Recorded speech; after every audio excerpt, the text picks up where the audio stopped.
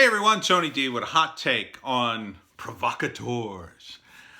Freddie again, who was in my comments section, sent me some links and said, basically you got to watch out for cops and other people who provoke an otherwise peaceful protest into violence. And yes, I'm very familiar with that, Freddie, having gone to peace protests where they did that all the effing time. But here's the difference.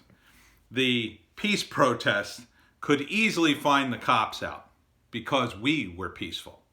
Peace protests are peaceful.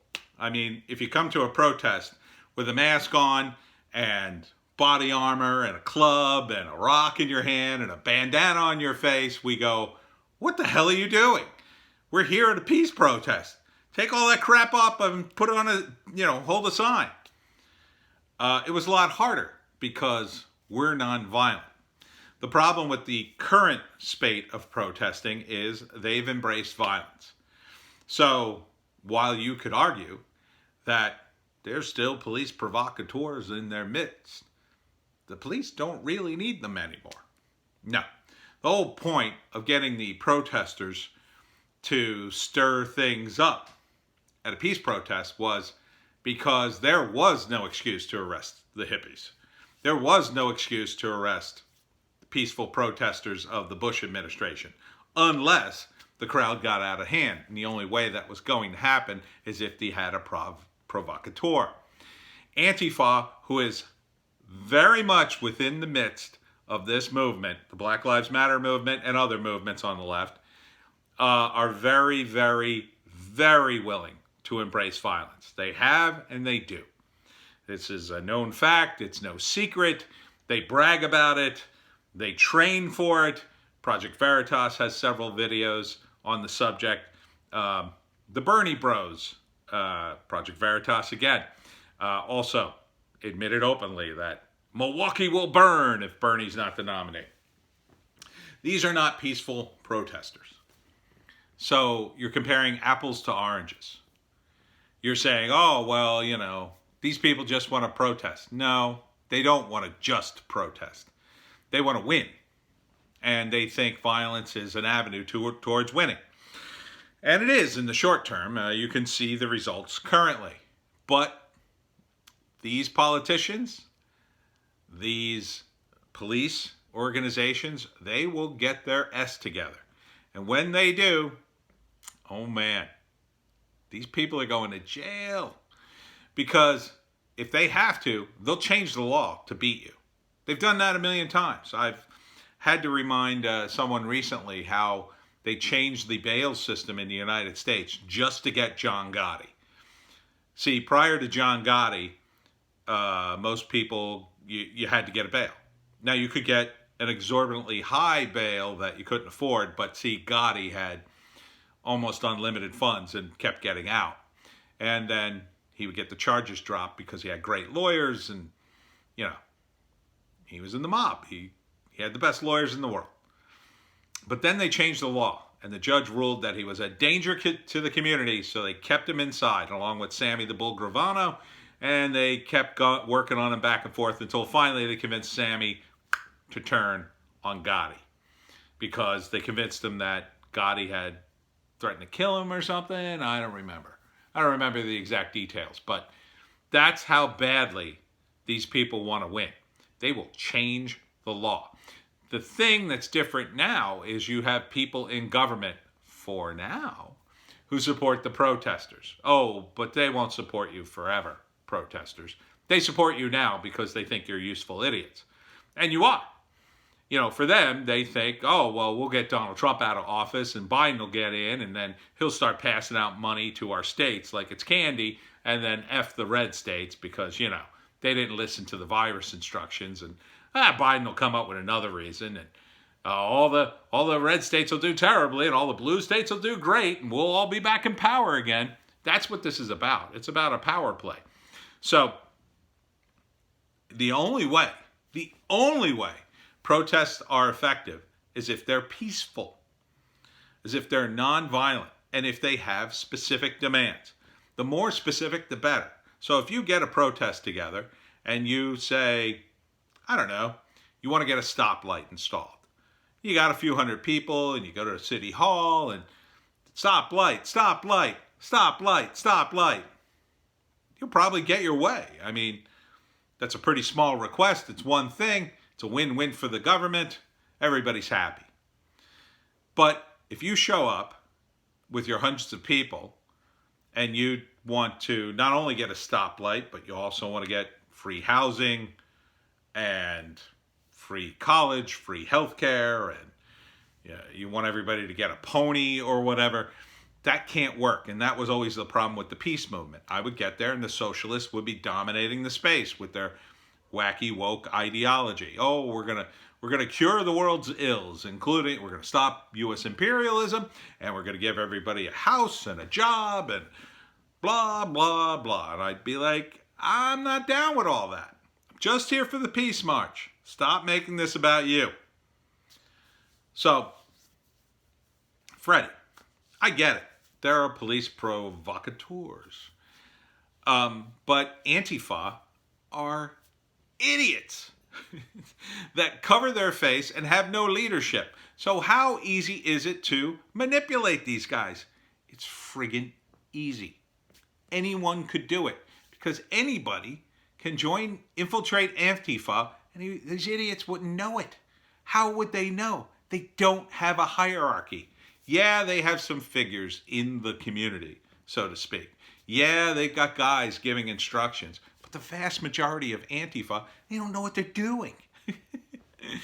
So they just send all these idiots out and they do whatever. And a lot of them are going to get hurt and arrested. Most of them will get hurt and or arrested.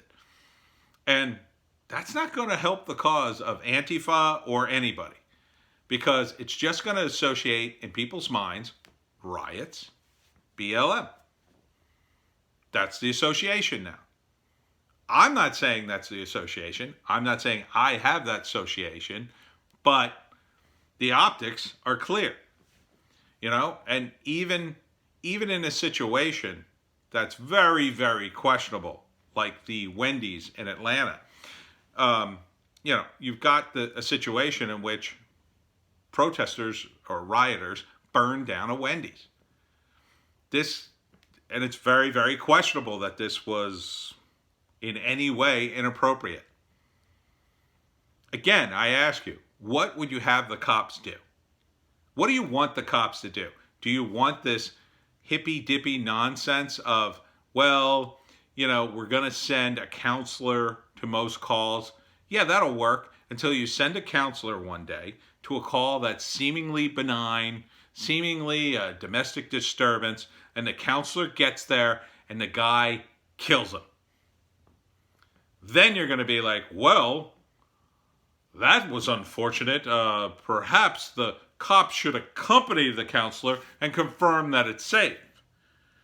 And maybe that works for a while until one day the cop and the counselor get there and the guy just has a machine gun and he opens fire immediately. And then you're going to be like, well, okay, so maybe the cops have to go first and secure the place and then send in a counselor. And on it goes until you're right back where you started. You're addressing the symptoms, not the problem. The problem is the drug war. The problem is, to a much smaller extent, the prostitution prohibition. You eliminate these two things and organized crime collapses. The sale of guns evaporates. Why do people buy guns? They buy them to protect their stash. They buy them to protect their homes from all the crime in their neighborhood as a result of drugs. You eliminate those as crimes, you treat them. This is where the counselors come in. Here, you bring in all the counselors all day long. Drug addicts are relatively harmless. Relatively. You legalize drugs, the only thing left to figure out is what to do with all the drug addicts. How to keep them off drugs. How to get them sober again. That's it. Now, are some of them violent? Yeah, a handful. But you won't have these massive armies of cartel people with machine guns and guns. It's the solution. It's obvious. It's been obvious to the libertarians for decades. We've been saying over and over, legalize drugs, end the drug war, end it. That doesn't mean there'll be heroin in vending machines. It just means you'll legalize the drugs so it becomes a health problem, a different kind of problem. If you defund the police or attempt to mix counselors with the police, you're still going to have all these drugs. You're still going to have all these gangs. You're still going to have all this organized crime. They're just going to use the counselors. They're going to use them to further their drug ambitions. It's just going to make things more complicated. The answer couldn't be more simple. You legalize drugs and prostitution. The money for the cartels and organized crime evaporates. It evaporates and collapses. Economically, these people can't sustain an army of thugs making a few $1,000s a day.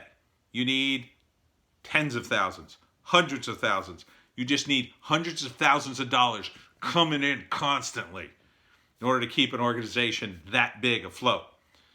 When you legalize drugs, the market collapses because now the drugs are legal. So now the price plummets. Now there's not as much profit in them. Now the guys who sell these drugs have to compete with legal drugs, which they can't compete with because the legal drugs are safer and the illegal drugs, you don't know what you're getting. Yes, some of them will get into the legal drug manufacturing process. And once they're legalized, you can control it. You could sue them. You could say your cocaine's too addictive. Look at all these health problems. We're suing you. You could say this heroin is too dangerous. We're suing you. You gave it to kids that were too young. What will they do then? Well, most likely they'll develop synthetic versions of the same drugs that will be much safer. Probably less addicting. You're never going to get rid of the addiction part. That's part of the cachet. But without these vast networks of drug kingpins, the whole thing collapses. Drugs will be harder to get, and they'll be cheap. They'll be cheap, hard to get. It won't be worth smuggling in from Mexico or Afghanistan or wherever. So, Freddie, you're barking up the wrong tree here. Yes, there are police provocateurs, but you'll never find them out because you're with a group of protesters who don't mind doing violence, depending on what the situation is. Until you kick Antifa and all violent protesters out of your ranks, well, you get what you deserve. We didn't have a problem finding cops in our ranks. It was easy. We were peaceful. Think about being peaceful.